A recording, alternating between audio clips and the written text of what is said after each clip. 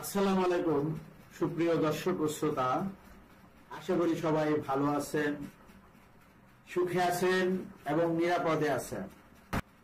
আমরা প্রায় বলে থাকি যে লোভে পাপ, পাপে মৃত্যু, কিন্তু কই লোভী দুর্নীতিবাজদের তো মরতে দেখি না, তাই না?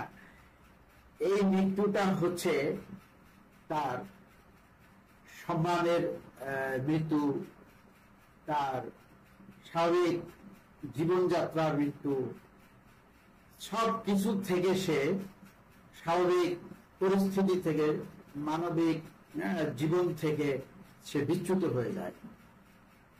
আর এই লোভ হল বস্তুগত লাভের জন্য একটি অতৃপ্ত আকাঙ্ক্ষা। এই লোভ যখন শৈশব থেকে যুবত্ব লাভ করে আর তার বার্ধক্য আসে না, অর্থাৎ লোভ বাড়তেই থাকে। সেটি খাদ্য, অর্থ, জমি বা প্রাণবন্ত বা জল সম্পদ বা সামাজিক মূল্য, যেমন মর্যাদা বা ক্ষমতা হতে পারে। পরিচিত মানব ইতিহাস জুড়ে লোককে অবাঞ্ছিত হিসেবে চিহ্নিত করা হয়েছে, কারণ এটি ব্যক্তিগত এবং সামাজিক লক্ষ্যগুলির মধ্যে আচরণ সংঘাত সৃষ্টি করে। লোভ এবং এর সাথে যুক্ত কর্মের জন্য প্রাথমিক প্রেরণা বা উদ্দেশ্য ব্যক্তিগত বা পারিবারিক বেঁচে থাকার প্রচার হতে পারে। এটি একই সময়ে সম্ভাব্য উপায় মৌলিক বেঁচে থাকার এবং স্বাচ্ছন্দ্যের জন্য, অর্থাৎ বিলাসিতার জন্য বা ভবিষ্যতের সুযোগগুলি থেকে প্রতিযোগীদের অস্বীকার বা বাধা দেওয়ার অভিপ্রায় হতে। তাই প্রতারক বা অত্যাচারী এবং একটি নেতিবাচক অর্থ আছে, পর্যায়ক্রমে উদ্দেশ্য হতে পারে প্রতিরক্ষা বা অন্যদের দ্বারা হুমকির সম্মুখীন এই ধরনের বাধার বিরুদ্ধে প্রতিক্রিয়া হচ্ছে লোভ।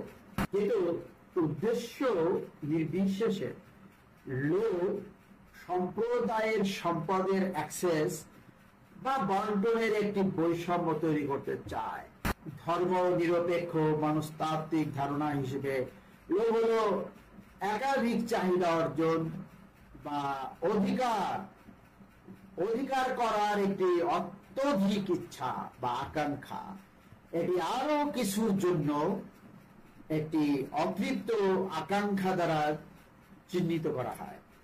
তবে বর্তমানে যা আছে তার সাথে একটি অসন্তোষ রয়েছে, অর্থাৎ প্রাপ্ত বস্তুতে তৃপ্তি নেই। এরিক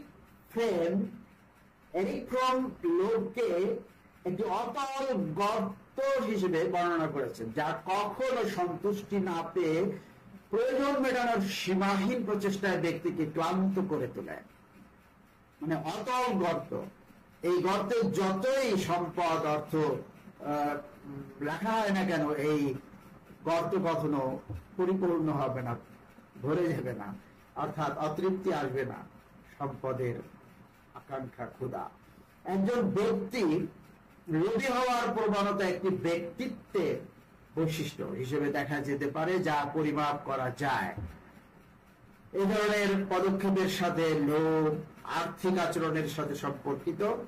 উভয় ইতিবাচক এবং ধার সঞ্চয় করার ক্ষেত্রে নেতিবাচক অনৈতিক আচরণের সাথে এবং নেতিবাচক ভাবে সুস্থতার সাথে সম্পর্কিত।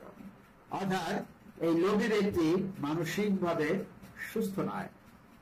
এরিস্টোফ্যানিসের ব্যঙ্গ প্লুটাসে একজন অ্যাথেনিয়ান এবং তার দাস সম্পদের দেবতা প্লুটাসকে বলেন যে মানুষ প্রেম, সঙ্গীত, দূর এবং অন্যান্য আনন্দের লোভে ক্লান্ত হয়ে পড়লেও তারা সম্পদের লোভে ক্লান্ত হবে না।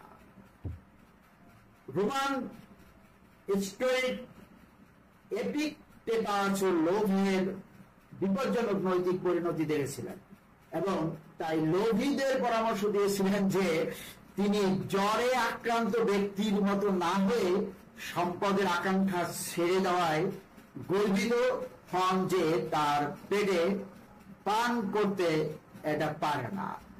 জুনজি বিশ্বাস করতেন যে স্বার্থপরতা এবং লোভ মানব প্রকৃতির মৌলিক দিক এবং সমাজকে কঠোর আইনের মাধ্যমে এই নেতিবাচক প্রবণতাগুলোকে দমন করার চেষ্টা করতে হবে।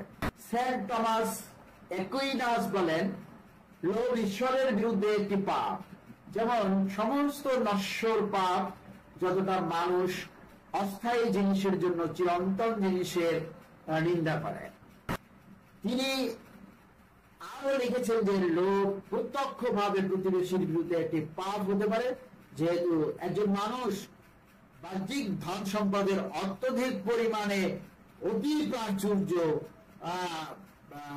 করতে পারে না অন্য ব্যক্তির অভাব ব্যতীত, কারণ ক্ষণস্থায়ী পণ্যগুলি অনেকের দখলে থাকতে পারে না, একই সময়ে অনেকের দখলে থাকতে পারে না। দান্তের 14 শতকের মহাকাব্য ইনফার্নো নরকের 9টি বৃত্তের চতুর্থ বৃত্তে লোভের মারাত্মক পাপের জন্য প্রতিশ্রুতিবদ্ধ ব্যক্তিদের শাস্তির জন্য নিযুক্ত করে। এখানকার অধিবাসীরা কৃপণ, মজুদ্দার এবং ব্যয়বহুল, তাদের ক্রমাগত একে অপরের সাথে যুদ্ধ করতে হবে। পথ প্রদর্শক আত্মা ভার্জিল কবিকে বলে যে এই আত্মারা তাদের বেদিতে তাদের ব্যক্তিত্ব হারিয়েছে।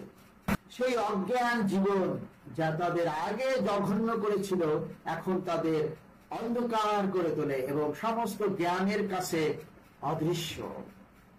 দান্তের পার্গেটরিতে পার্থিব চিন্তা চেতনায় অত্যধিক মনোনিবেশ করার জন্য লোভী অনুতাপীদের বেঁধে মাটিতে শুইয়ে দেওয়া হতো। মিশেল দে মন্টেই ভেবেছিলেন যে এটি চাওয়া নয় বরং প্রাচুর্য, যা লোভ সৃষ্টি করে। যে সমস্ত অর্থভোগী মানুষকে আমি লোভী বলে মনে করি। সুইস দার্শনিক জিন জ্যাক রুসো প্রকৃতির রাজ্যে মানুষকে তুলনা করেছেন, যার লোভের প্রয়োজন নেই, কারণ সে সমাজের রাজ্যে মানুষের সাথে কোথাও খাবার খুঁজে পেতে পারে। অর্থাৎ এই আল্লাহর দুনিয়ায় খাবারের অভাব নাই, এই জন্য লোভ করতে হয় না। রাজনৈতিক অর্থনীতিবিদ অ্যাডাম স্মিথ খাদ্যের লোভকে সীমিত মনে করতেন, কিন্তু অন্যান্য পণ্যের লোভ সীমাহীন। কার্ল মার্কস মনে করতেন যে লোভ এবং ধনী হওয়ার আকাঙ্ক্ষা হলো শাসক আবেগ। প্রতিটি ক্রমবর্ধমান পুঁজিপতির হৃদয়ে, যিনি পরবর্তীতে তার হৃদয়ে সঞ্চয়ের আবেগ এবং ভোগের আকাঙ্ক্ষার মধ্যে একটি ফস্টিয়ান দ্বন্দ্ব গড়ে তোলেন। মেহের বাবা নির্দেশ দিয়েছিলেন যে লোভ হল হৃদয়ের অস্থিরতার একটি অবস্থা এবং এটি প্রধানত ক্ষমতা এবং সম্পত্তির জন্য লোভ নিয়ে গঠিত। ধন সম্পদ এবং ক্ষমতা কামনা পূরণের জন্য চাওয়া হয়। মানুষ কেবলমাত্র আংশিকভাবে সন্তুষ্ট হয়, তার এই আংশিক তৃপ্তি লোভের শিখাকে নেভানোর পরিবর্তে বাড়িয়ে দেয়। তাই লোভ সর্বদাই জয়ের অন্তহীন ক্ষেত্র খুঁজে পায় এবং লোভের প্রধান অভিব্যক্তি মানুষের আবেগগত অংশের সাথে সম্পর্কিত। ধর্মতাত্ত্বিক ডেভিড ক্লেম অগাস্টিনের সংক্ষিপ্ত সারে তার দৃষ্টিভঙ্গির ওপর জোর দিয়েছিলেন যে পার্থিব জিনিসগুলোর জন্য প্রয়োজন ভালোবাসা বিপজ্জনক। বেশিরভাগ মানুষ তাদের আকাঙ্ক্ষার বস্তুর সাথে সংযুক্ত হয়ে যায় এবং এইভাবে তাদের দ্বারা আবিষ্ট হয়, প্রয়োজন এবং নির্ভরশীল হয়ে পড়ে। কিন্তু যারা ঈশ্বরকে ভোগ করার জন্য তাদের ব্যক্তিগত সম্পত্তি ব্যবহার করে, তারা তাদের মাল থেকে বিচ্ছিন্ন হয়ে যায় এবং এর ফলে তাদের ভালোভাবে অধিকার করে।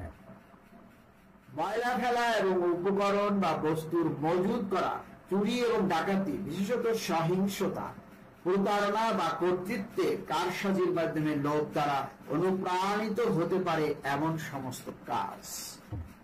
লাভের একটি সুপরিচিত উদাহরণ হলো জলদস্যু হেনরিক লুসিফার, যিনি কিউবার সোনার্জনের জন্য ঘন্টার পর ঘন্টা লড়াই করেছিলেন, এই প্রক্রিয়ায় মারাত্মকভাবে আহত হয়েছিলেন, কিন্তু তারপরে সোনার লোভ তিনি সামলাতে পারেন নাই। লোকটি তার জাহাজে স্থানান্তর করার কয়েক ঘন্টা পরে তিনি তার ক্ষত থেকে অধিক রক্তক্ষরণের ফলে মারা যান। কিছু গবেষণা পরামর্শ দেয় যে লোভের একটি জেনেটিক ভিত্তি আছে। এটা সম্ভব যে যাদের কাছে নির্মমতা জিনের সংক্ষিপ্ত সংরক্ষণ, তারা আরো স্বার্থপর আচরণ করতে পারে। অর্থাৎ একটা জিন যেটা নির্মমতার জন্য দায়ী, এটা বংশগত।